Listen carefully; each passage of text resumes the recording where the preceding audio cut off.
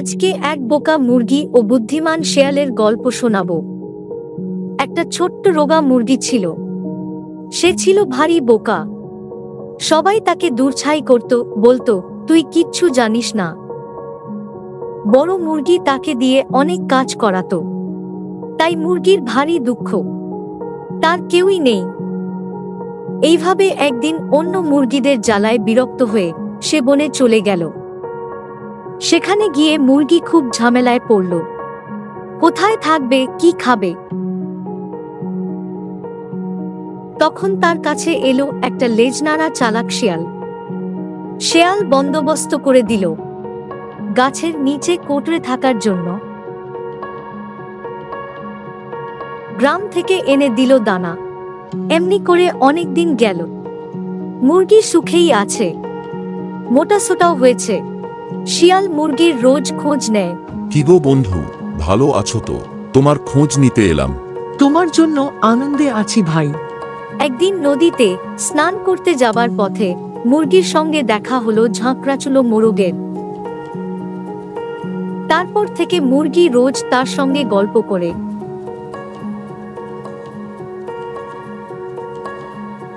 একদিন শিয়াল ব্যাপারটা দেখতে পেল। শেয়াল মুরগিকে ডেকে সাবধান করে বলল, তুই তো বোকা, জানিস না। ওই ব্যাটা মোরগ আসলে তোকে মোটাসোটা দেখে ভুলিয়ে ভালিয়ে একদিন রোস্ট বানিয়ে খাবে।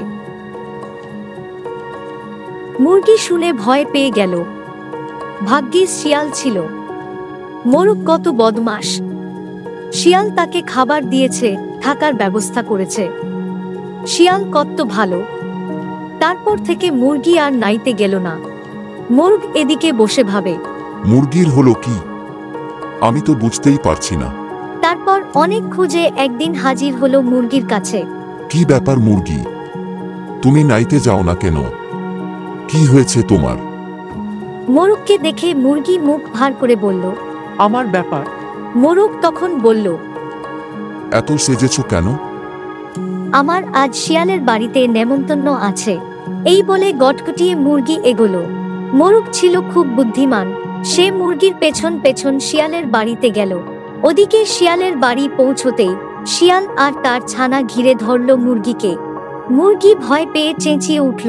শিয়াল খিকখিক করে হেসে বলল, বোকা মুরগি, মোরগ কখনো মুরগি খায়? শিয়াল খায়। এতদিন তোকে খাইয়ে দাইয়ে মোটা করেছি, মোরগকে ভাগিয়েছি, এখন তোকে আমরা খাবো। মুরগি খুব কাঁদল। মোরগের কথা মনে পড়ল তার।